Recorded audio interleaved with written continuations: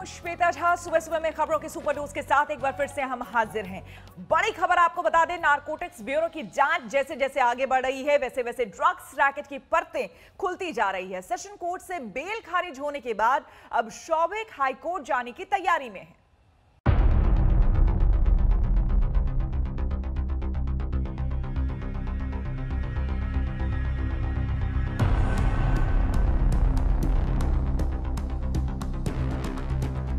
Sushant case में drug connection को लेकर रिया का भाई शौविक बुरी तरह फंसता जा रहा है।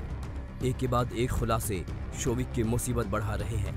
मुंबई की सेशन कोर्ट ने शौविक की याचिका को खारिज कर दिया था, जिसके बाद शौविक के वकील बेल के लिए हाई कोर्ट का रुख करने की तैयारी में हैं। शौविक चक्रवर्ती की बेल खारिज करने पर अब मुंबई सेशन कोर्ट का बयान सामने आया है। कोर्ट ने कहा था कि जांच शुरुआती दौर में है, ऐसे में जमानत नहीं दी जा सकती। शौविक ने कुछ लोगों के नाम लिए हैं, उन लोगों के संबंध में जांच चल रही है। शौविक को जमानत मिलने से उससे जुड़े लोग सतर्क हो सकते हैं, वहीं सबूतों के साथ छेड़छाड़ की जा सकती है। उधर शौविक की ड्रग्स मंडली के बाद एक किरदार सामने आ रहे हैं। कल शौविक का दोस्त सूर्यदीप भी गिरफ्तार कर लिया गया। सूत्रों के मुताबिक मुंबई से पकड़ में आए सूर्यदीप का ड्रग्स के धंधे से कुछ न कुछ कनेक्शन है। सूर्यदीप पर एनसीबी शौविक की चैट के जरिए ही पहुंची।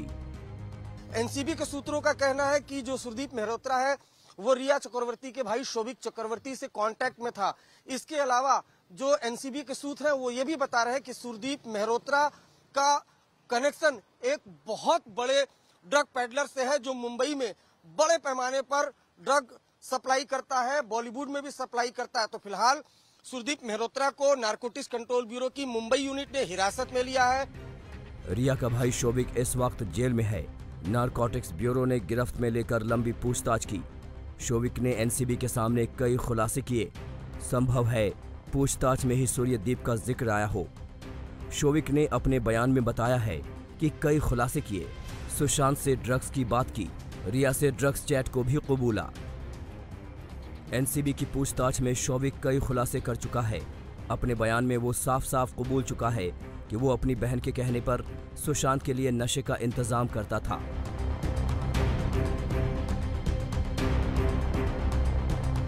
नशे का मकड़जाल बेहद खौफनाक और जानलेवा है, ये बात हर कोई जानता है। लेकिन एक जाने माने एक्टर की मौत में नशे का कॉकटेल हैरत अंगेज और सन्न कर देने वाला है, वो भी तब जब खुद को उसकी लिव इन पार्टनर बताने वाली लड़की इस जानलेवा खेल में शामिल दिखाई दे। मुंबई से अरविंद ओझा के साथ आज तक ब्यूरो।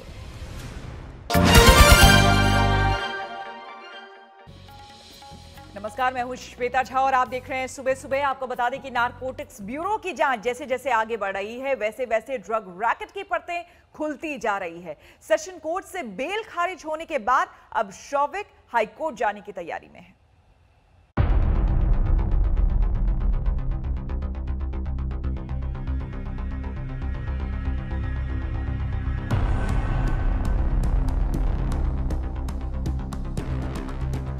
सुशांत केस में ड्रग कनेक्शन को लेकर रिया का भाई शौविक बुरी तरह फंसता जा रहा है।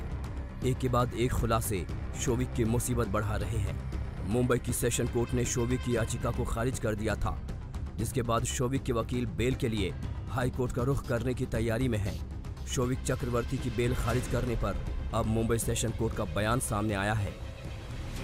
कोर्ट ने कहा था कि जांच शुरुआती दौर में है, ऐसे में जमानत नहीं दी जा सकती। शौविक ने कुछ लोगों के नाम लिए हैं, उन लोगों के संबंध में जांच चल रही है।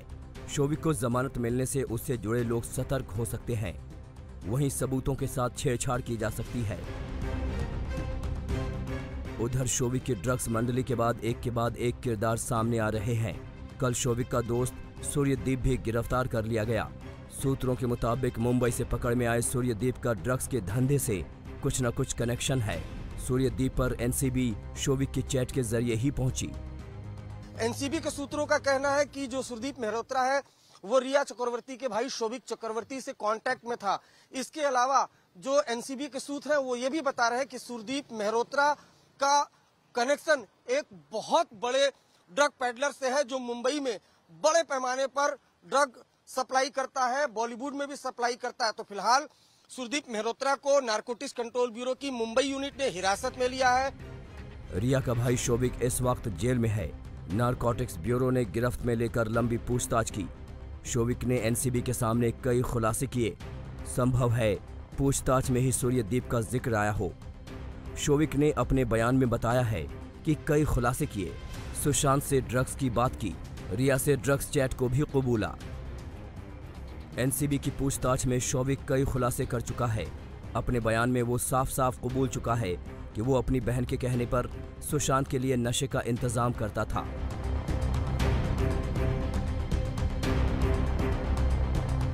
नशे का मकड़जाल बेहद खौफनाक और जानलेवा है, ये बात हर कोई जानता है।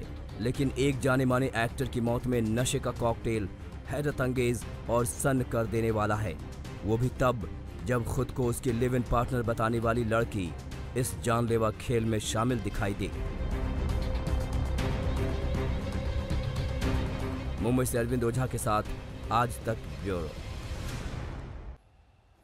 रुक करेंगे अगली खबर का। आपको बता दें कि कंगना रनौत मुंबई से मनाली तो पहुंच गई, मगर महाराष्ट्र सरकार से उनका युद्ध लगातार जारी है। मनाली पहुंचते ही कंगना ने उद्धव ठाकरे पर तीखा हमला बोला। कंगना लगातार हमलावर है तो शिवसेना भी कंगना के हर वार पर पलटवार कर रही है।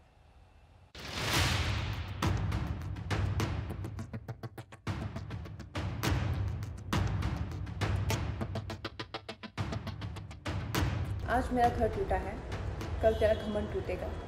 ये वक्त का पहिया है, याद रखना। महाराष्ट्र में सरकार का आतंक और अत्याचार दिन ब दिन बढ़ते ही जा रहे हैं। मुंबई की गर्मी से भले ही कंगना वापस मनाली की ठंडी वादियों में पहुंच गई हों, लेकिन कंगना के तेवर ठंडे नहीं पड़े। महाराष्ट्र सरकार पर कंगना का हमला नॉन स्टॉप जारी है। ट्वीट के रूप में एक के बाद एक तीखे तीर कंगना के तरकश से निकल रहे हैं। कंगना ने एक बार फिर ट्वीट कर शिवसेना को सोनिया सेना बोला, तो वहीं साफ किया कि अगर देवेंद्र फडणवीस होते तो महाराष्ट्र में ऐसा नहीं होता। कंगना उद्धव तक नहीं रुकी, बल्कि अब मुंबई से आने के बाद उनके निशाने पर आदित्य ठाकरे भी हैं। महाराष्ट्र सरकार के मुख्यमंत्री की समस्या ये है कि मैंने मूवी माफिया सुशांत के हत्यारों और उनके ड्रग रैकेट का पर्दाफाश किया, जो उनके प्रिय बेटे आदित्य ठाकरे के साथी हैं। यही मेरा बड़ा अपराध है, लिहाजा वो मुझे ठीक करना चाहते हैं। ठीक है, देखते हैं किसको कौन ठीक करता है। कंगना जब तक मुंबई में थीं, तब तक रोजाना उन्होंने उद्धव सरकार पर निशाना साधा। जब मुंबई छोड़ी तो भी अपने तेवर दिखा दिए। फ्लाइट पर बैठते ही कंगना ने बता दिया कि वो मुंबई से लौट जरूर रही हैं, मगर उनकी लड़ाई अभी जारी है। भारी मन से मुंबई छोड़ रही हूँ। इन दिनों जिस तरह से मुझे डराने की कोशिश की गई, लगातार हमले हुए, बदसलूकी हुई, दफ्तर के बाद मेरे घर को तोड़ने की कोशिश, मेरे चारों ओर हथियारबंद सुरक्षा घेरा रहा। उसके बाद मैं ये कहना चाहूंगी कि पीओके वाला मेरा बयान सही था। मुंबई की तुलना पीओके से करने पर शिवसेना फिर भड़क उठी। पार्टी नेता और महाराष्ट्र के परिवहन मंत्री ने धमकी दे डाली। साथ ही यहाँ तक कह दिया कि कंगना तो सिर्फ डायलॉग डिलीवरी कर रही हैं, असल में स्क्रिप्ट तो कोई और लिख रहा है। जिस मुंबई को अगर पाक ऑक्यूपाइड कश्मीर कह रही है, तो इस पाक ऑक्यूपाइड कश्मीर में रहना कि नहीं रहना, इसका निर्णय वो मुंबई कर लेंगे। पर्सनैलिटी डुअल पर्सनैलिटी है, तो वो क्या बोल सकती है क्या नहीं बोल सकती है, उसको जिस तरह का स्क्रिप्ट, वो तो एक्टर है, स्क्रिप्ट के सिवा बोलेगी नहीं, तो जिस तरह का स्क्रिप्ट उसको दिया जाता है उस तरह का वो बोलती है। उद्धव के मंत्री अनिल परब का बयान सुना आपने?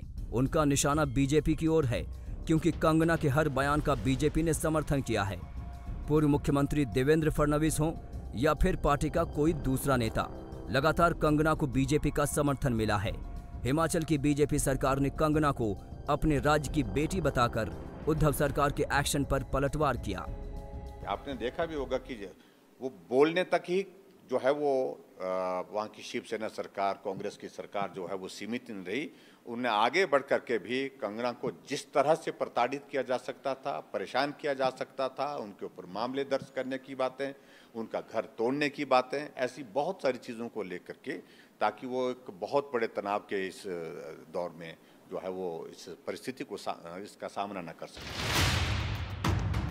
महाराष्ट्र और हिमाचल सरकार की जुबानी जंग के बीच कंगना मनाली पहुंच चुकी हैं। अब वो अपने घर पर 10 दिनों तक क्वारंटीन रहेंगी। कोविड-19 प्रोटोकॉल के हिसाब से कंगना के घर पर आशा वर्कर्स की तैनाती की गई है। प्रशासन 7वें दिन उनका कोरोना टेस्ट कराएगा।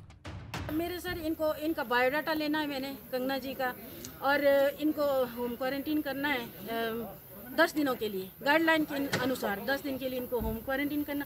इसके बीच में इनको किसी से मिलना जुलना कुछ नहीं है, मतलब अपने रूम पे ही रहना, अलग रूम में अलग सब कुछ व्यवस्था होगी। और जो 7 दिन के बाद जो हम 7 दिन के अंदर कोविड-19 का टेस्ट करेंगे। घर वापसी करते ही कंगना ने उद्धव सरकार पर एक और वार किया। उन्होंने कहा कि माफिया प्रेमी भ्रष्ट सोनिया गैंग नहीं, बल्कि देवेंद्र फडणवीस सीएम होते तो मुंबई पुलिस सही तरीके से काम की होती। इन नए आरोपों के बाद से अंदाजा लगाया जा सकता है कि महाराष्ट्र सरकार और कंगना की लड़ाई अभी थमने वाली नहीं। पंकज उपाध्याय के साथ आशुतोष मिश्रा, मुंबई आज तक। और मुंबई में तनातनी के बाद अब बात कर लेते हैं एलएसी पर जो तनातनी है। आपको बता दें कि चीन अपनी हरकतों से बाज नहीं आ रहा है। एक तरफ तो घुसपैठ की ताक में वो है, दूसरी तरफ कमांडर्स के बीच जो बातचीत हो रही है वो बार बार फेल हो रही है। एलएसी को लेकर दिल्ली में ताबड़तोड़ बैठकों का दौर जारी है। इन सब के बीच आज रक्षा मंत्री राजनाथ सिंह चीन पर संसद में बयान देंगे।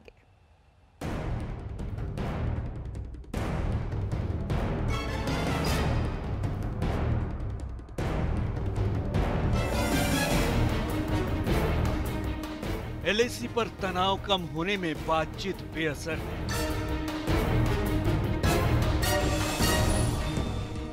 वादों का दिखावा करने वाला चीन बेनकाब हो चुका है।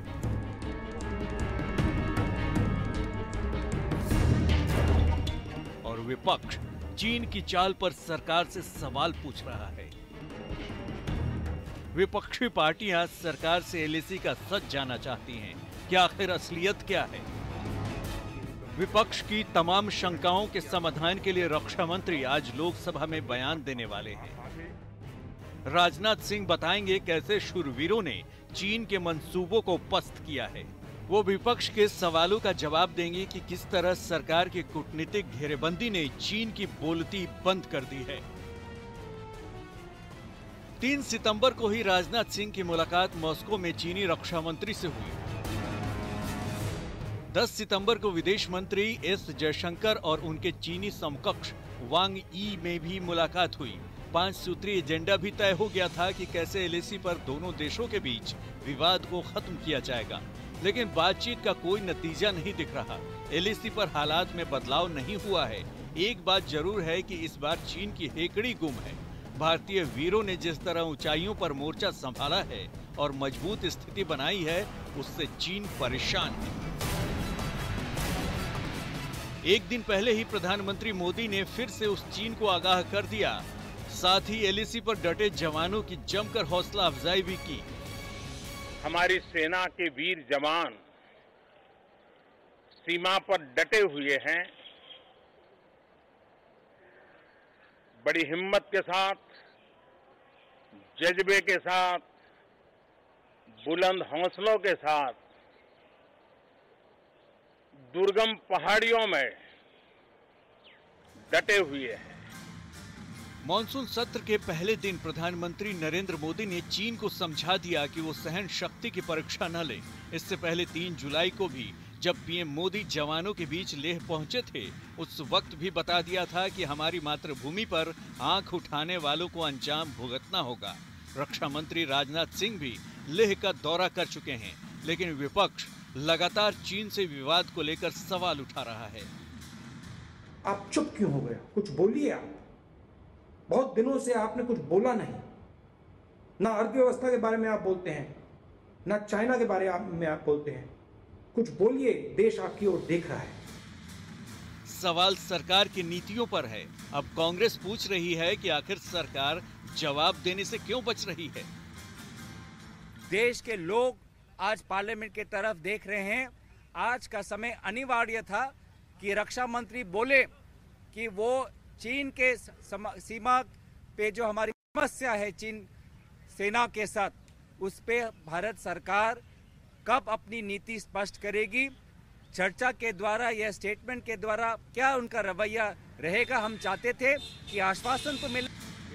ऐसे में पूर्वी लद्दाख को लेकर राजनाथ सिंह के बयान से कई सवालों के जवाब मिल जाएंगे। पौलमी साहा के साथ हिमांशु मिश्रा, दिल्ली आज तक। और अब बात कर लेते हैं कोरोना की। आपको बता दें कि देश में कोरोना की रफ्तार तेज है। मामला अब 49 लाख के पार पहुंच चुका है। वहीं मरने वालों की संख्या करीब 80,000 हो चुकी है। इन सब के बीच 25 सांसदों के कोरोना पॉजिटिव होने की खबर ने पूरे देश को हैरान कर दिया है।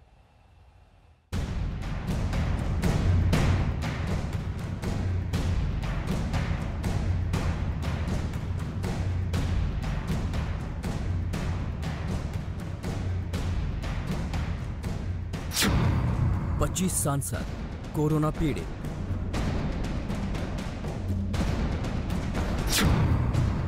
दिल्ली के डिप्टी सीएम सिसोदिया कोरोना पीड़ित।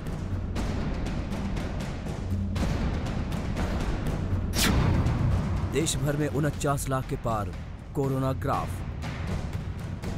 ये तीन बड़ी खबरें कोरोना के खतरे से आगाह कर रही हैं। देश में स्थिति कितनी गंभीर है ये किसी से छिपी नहीं, लेकिन तेजी से बढ़ते कोरोना के खतरे के बीच खौफ कम हुआ है।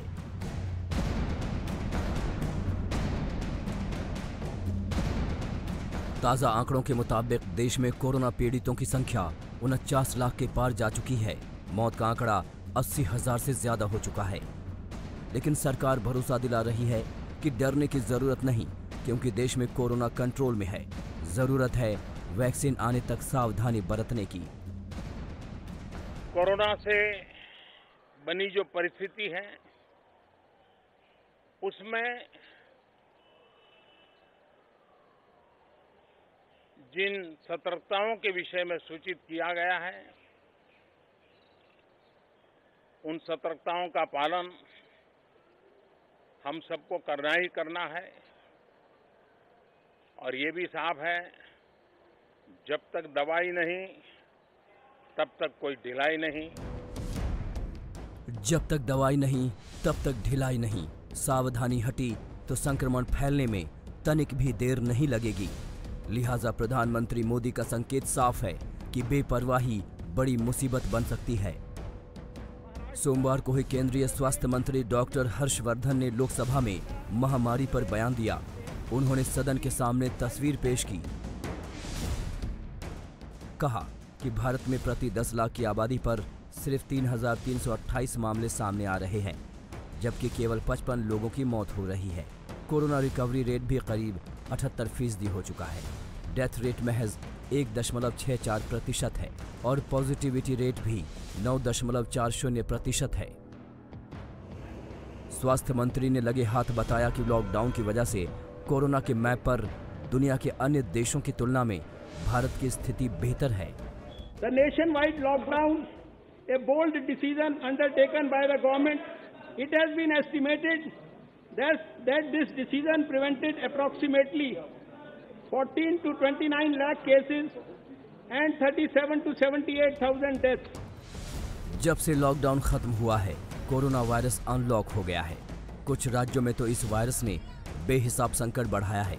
ताज़ा आंकड़ों के मुताबिक महाराष्ट्र में 10,77,374 केस, आंध्र प्रदेश में 5,75,079 संक्रमित, तमिलनाडु में 5,08,511 कोरोना पीड़ित, कर्नाटक में 4,67,689 केस और उत्तर प्रदेश में पीड़ितों की संख्या 3,17,195 हो चुकी है।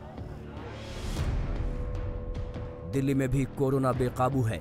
कल शाम जारी हुए आंकड़ों के मुताबिक 24 घंटे में 3,229 नए मामले सामने आए। इसके साथ ही कुल पीड़ितों की संख्या 2,21,533 हो गई, जबकि मरने वालों का कुल आंकड़ा 4,770 तक पहुंच गया। सोमवार को डिप्टी सीएम मनीष सिसोदिया की कोरोना रिपोर्ट भी पॉजिटिव आई, तो मॉनसून सत्र की शुरुआत से पहले ही 25 सांसद के भी संक्रमित होने की खबर आ गई। दिल्ली से मिलन शर्मा और पंकज जैन के साथ आज तक ब्यूरो। और बढ़ेंगे आगे, खबर कुदरत के कहर की। देश के कई हिस्सों में हो रही बारिश से जिंदगी तबाह हो रही है। कहीं सड़कों पर सैलाब बह रहा है तो कहीं नदियां उफान कर मकानों और दुकानों में घुस रही है।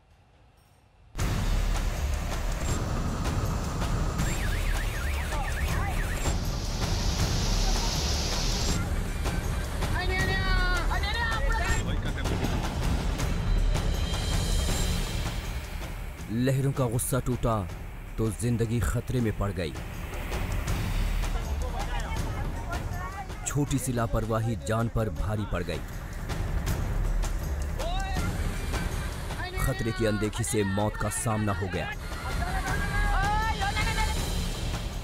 देश के अलग अलग हिस्सों में कुदरत का कहर जारी है। कई शहरों से ऐसी डरावनी तस्वीरें आई हैं जिसमें जिंदगी पर लहरें भारी पड़ गई। सबसे पहले मध्य प्रदेश की हालत देखिए। मध्य प्रदेश के रीवा में लापरवाही 6 युवकों की जान पर भारी पड़ गई। सभी युवक इस क्योटी वाटरफॉल के पास पिकनिक मनाने पहुंचे थे। वो सभी स्नान कर रहे थे, तभी उनमें से एक युवक झरने के पानी में चला गया और वो डूबने लगा। उसकी चीख सुनकर उसके दोस्त बचाने के लिए पानी में कूदे, लेकिन इन लहरों के आगे उनका हौसला जवाब दे गया। देखते ही देखते सभी 6 युवक वाटरफॉल की लहरों का शिकार हो गए।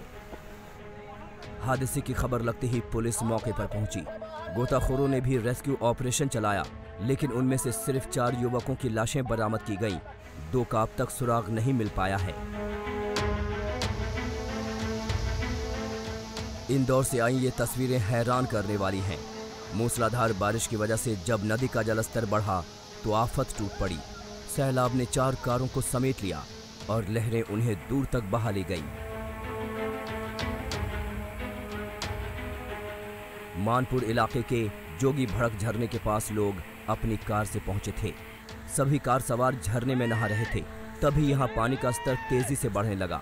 हालत देखकर लोग तो संभल गए, लेकिन उन्हें इतना वक्त नहीं मिला कि वो अपनी कारों को सैलाब के रास्ते से हटा सके। देखते ही देखते 4 कारें तेज बहाव की चपेट में आ गई। झरने के किनारे बड़ी संख्या में लोग मौजूद थे, लेकिन इन तूफानी लहरों के आगे वे बेबस थे। गनीमत थी कि हादसे के वक्त कार में कोई भी शख्स मौजूद नहीं था। आखिरकार आसपास के लोगों ने रस्सी के सहारे 3 कारों को नदी से निकाल लिया, जबकि एक कार नहीं बचाई जा सकी।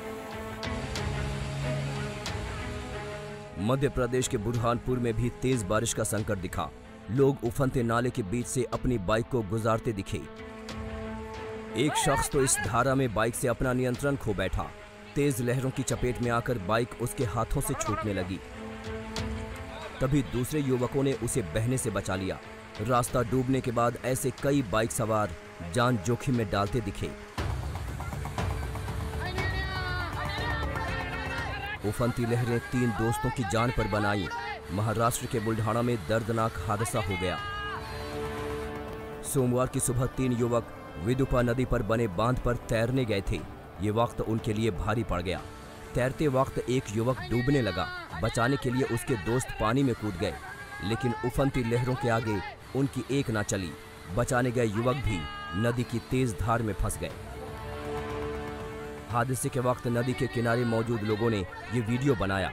खबर मिली तो रेस्क्यू बोट के साथ बचाव कर्मी मौके पर पहुंचे।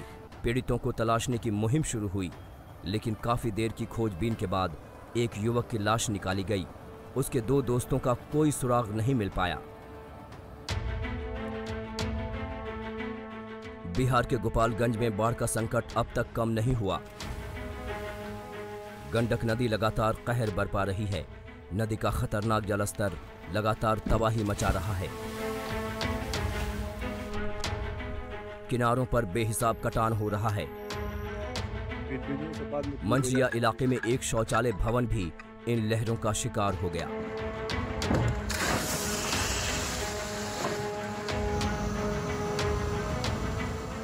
गुजरात के राजकोट में मोज डैम ओवरफ्लो हुआ तो संकट टूट पड़ा।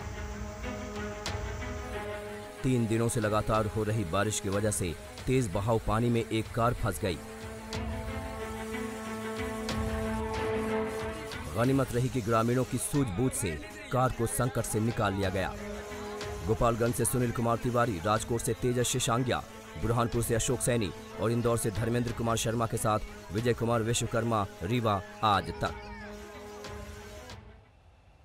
और इसी के साथ सुबह सुबह में मेरे साथ फिलहाल इतना ही। देश दुनिया की तमाम खबरों के लिए आप देखते रहिए आज तक। नमस्कार, मैं हूं अंजना ओम कश्यप। हमें उम्मीद है ये वीडियो आपको पसंद आया होगा। लेटेस्ट खबरों के लिए यूं ही देखते रहिए आज तक, और इस वीडियो के पसंद आने पर लाइक, शेयर एंड सब्सक्राइब करना ना भूलें।